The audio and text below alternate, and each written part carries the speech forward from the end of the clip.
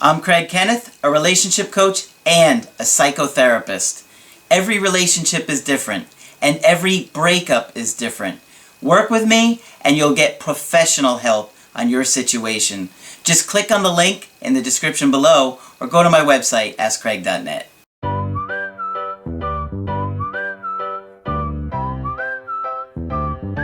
Hi there, I'm Coach Kenneth, and in this video, I'm going to be talking to you about not ready for a relationship. Well, if you're going through a breakup, one of the things that you're probably hearing or trying to assess is whether or not your ex or the person you've been dating is ready for a relationship.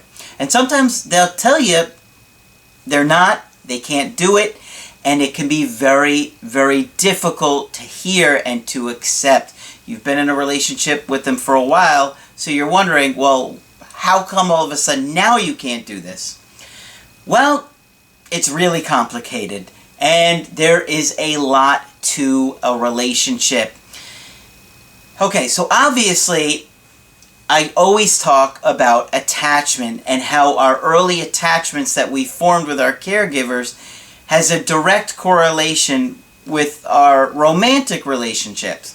So, if you have somebody, or maybe yourself, that didn't bond and really connect and fall in love with your parents when you're little in those first couple years of life, it's going to be very difficult to do that with anybody else.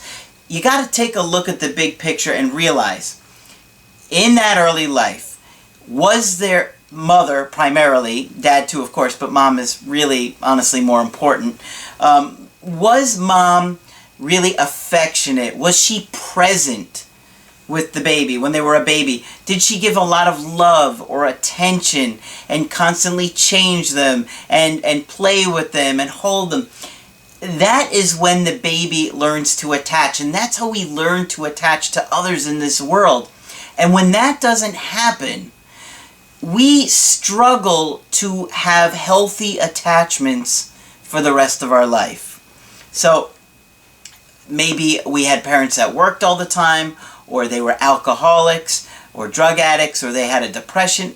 It doesn't matter what the reason is. If you don't learn to have a healthy, give and take, loving relationship with your parents, it's going to be very difficult to do it with anybody else in a long-term relationship.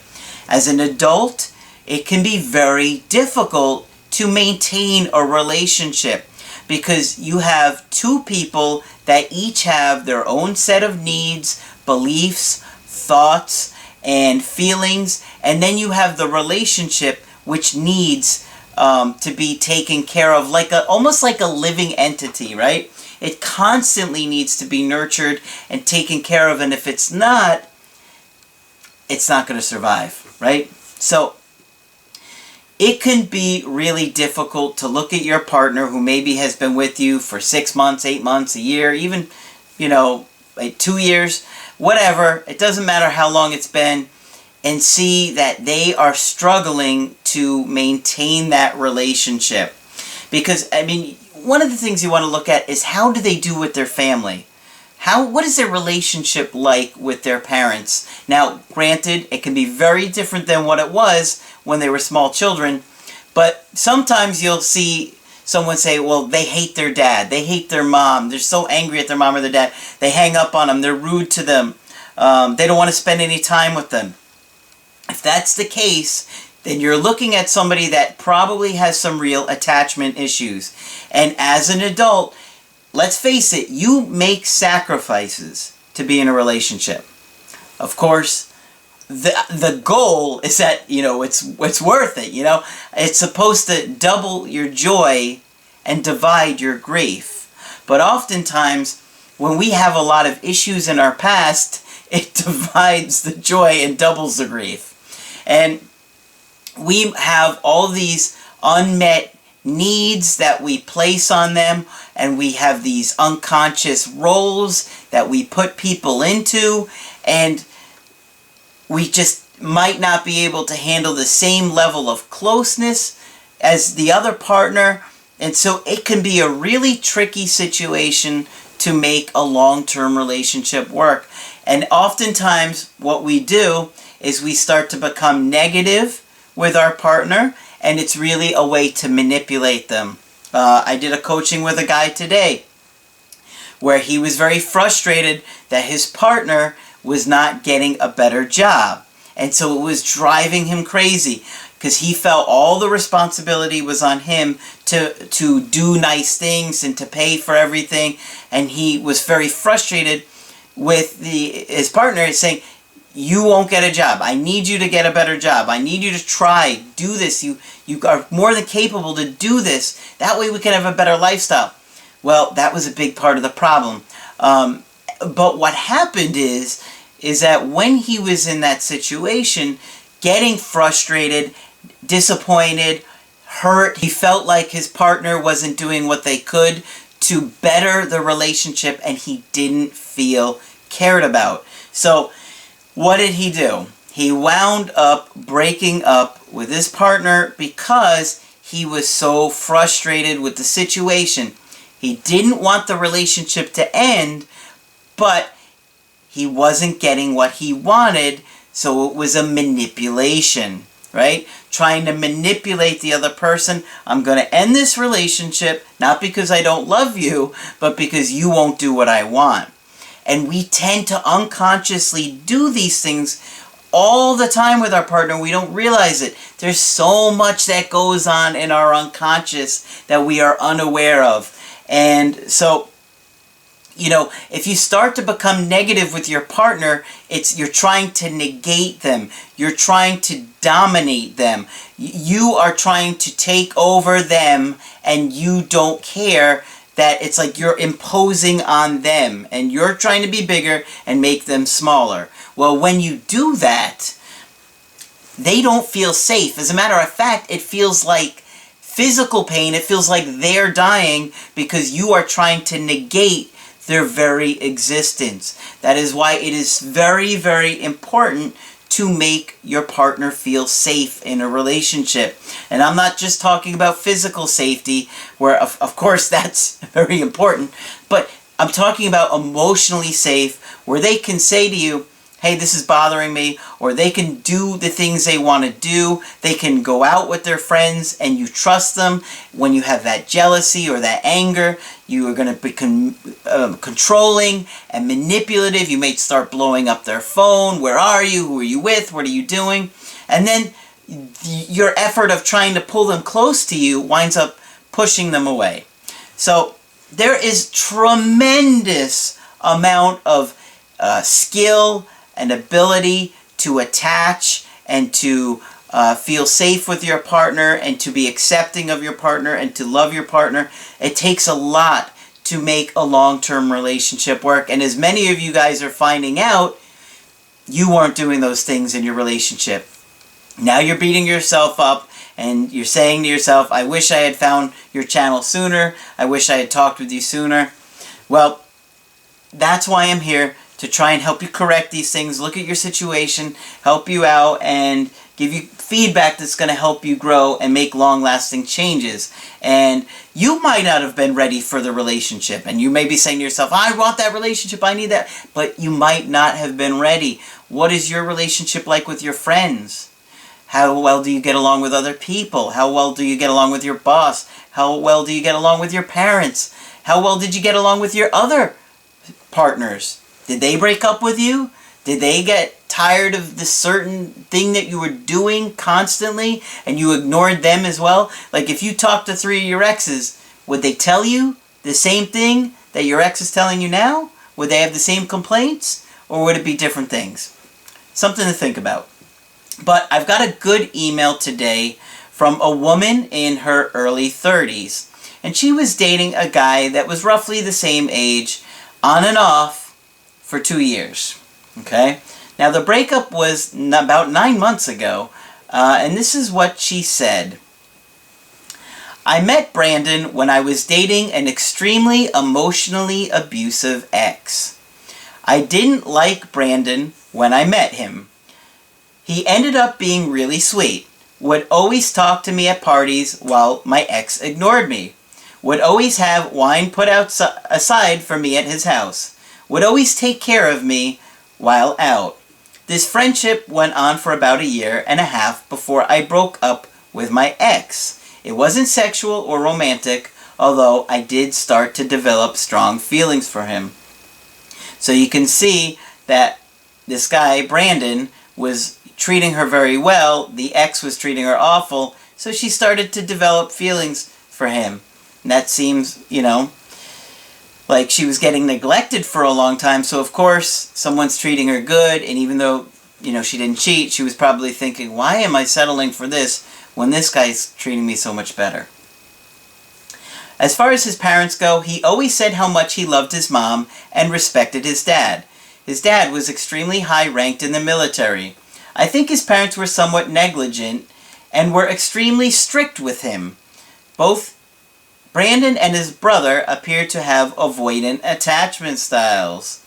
Okay, so maybe mom and dad weren't very loving and affectionate with him, so that would definitely have a huge impact on his ability to connect and receive love and trust others.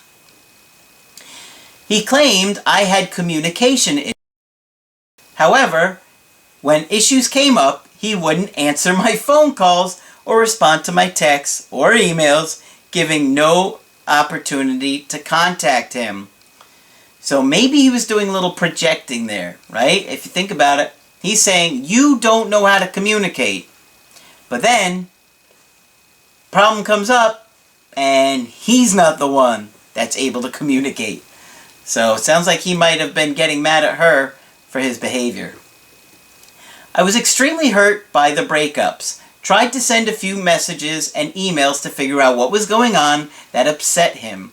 He never responded, so I would go no contact for several months until he contacted me again, begging for me to take him back. So as you can see, there's been more than one breakup, and he doesn't communicate like an adult. He vanished on her for months, and then all of a sudden, he begs to, please take me back. I mean, this is not a good sign of somebody that could do a relationship. His main thing is that we have to communicate more, and he had to set aside time for us. He is an extreme workaholic. Alright, so this is where she gets into a bit of a narrative, okay? She says, "Hi Craig, first of all, I want to thank you for all the wonderful videos you put out every week. I try to listen to at least one each day." That's it? One a day? You could do better than that. It has really encouraged me to be the best version of myself and helps ease my anxiety when I have man troubles. I've been dating Brandon on and off for 2 years. The first time we dated, it was for 6 months. He was an unappreciative boyfriend.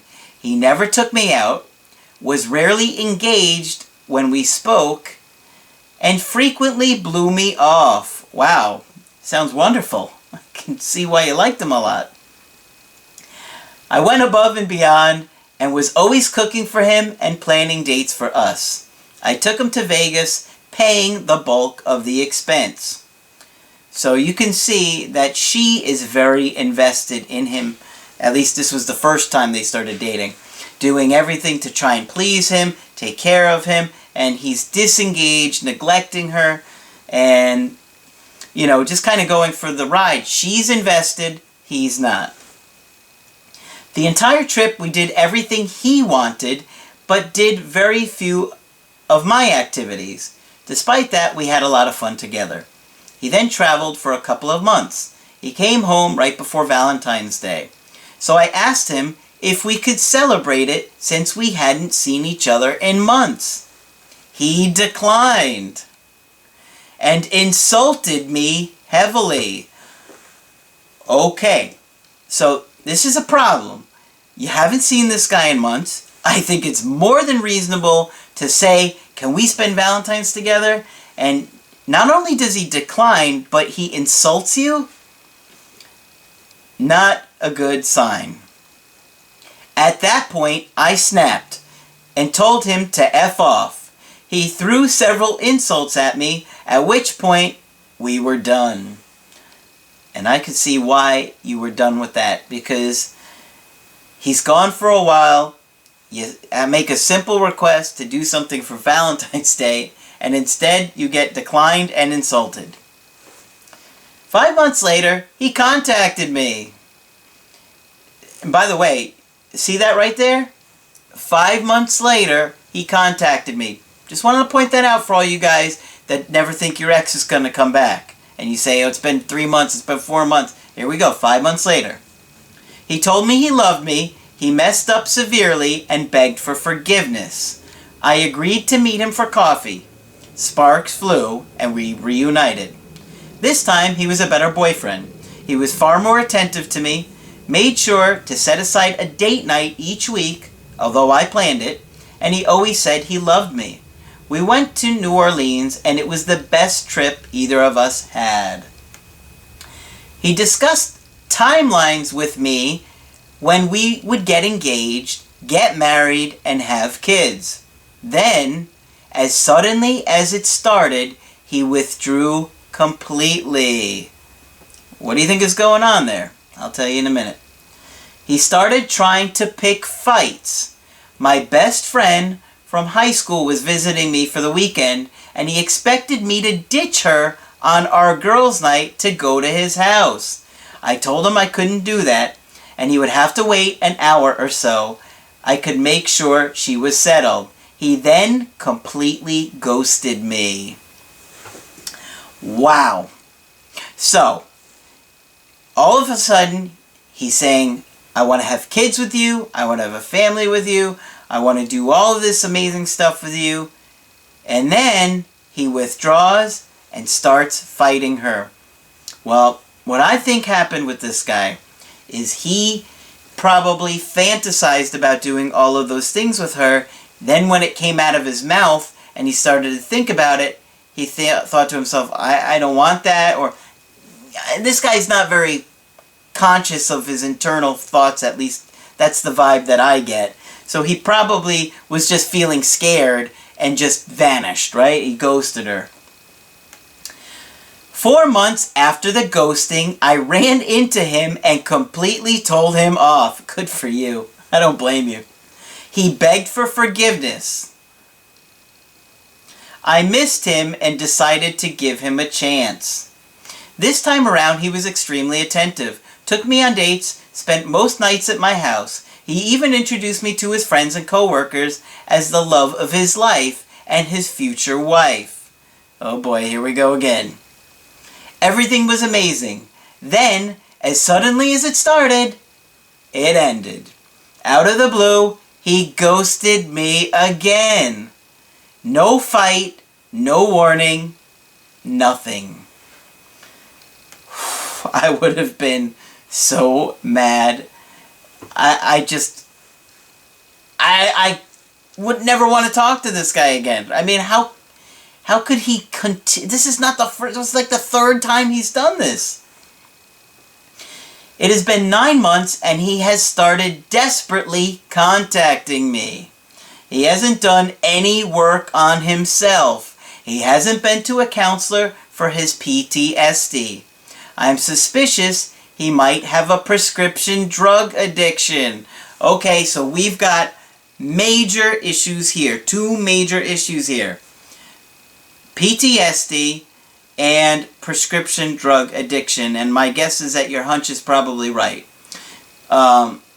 So, he hasn't worked on himself. He's showing no ability to act like an adult. And what makes you think he's going to do anything differently if you give him another chance? He's going to wind up doing that same thing to you again. I've been going to counseling, bought a house, got a puppy, and went on international trips. Good for you. I love him, but I haven't done all of this self-work to revert back to somebody who will just ghost me. I tried really hard to be a great girlfriend to him, and ultimately, he would self-sabotage the relationship when it reached a new level. And there is no indication at this point that he's going to change. None whatsoever. If anything, now that you are suspecting that he's got some kind of addiction, it should be a major red flag that chances are it'll be worse. I told him if he ever had any chance of getting back together with me, he had to see a counselor every week. We would need to go to couples counseling every other week. We would need to plan weekly date nights and no sex until I felt I could trust him again. The problem is, I don't know if this pattern can be broken. I've given him a few days to think about it, but I don't know if this is going to be enough to fix our relationship issues. Do you think this relationship is salvageable? Are there any other things I should be requesting from him instead? The love is there, and I know he's never cheated on me. I just don't know what to do. Okay, well, you've got some major obstacles here. He probably has a prescription drug addiction, and he definitely has a trauma. So, he is not looking like he is emotionally healthy or ready for a relationship anytime soon. He's got to deal with the trauma and the drug addiction, maybe simultaneously, but those are major issues. I don't know what he saw, if he saw a lot of, combat or, people dying or what maybe he saw. But the bottom line is you can't invest in him. This is not a safe investment. This is a very risky investment with your heart. And I would not recommend dating this guy. I absolutely would not. No way. He needs to show he's going to be committed to therapy. He's going to be committed to his rehab. And I just don't hear that from him.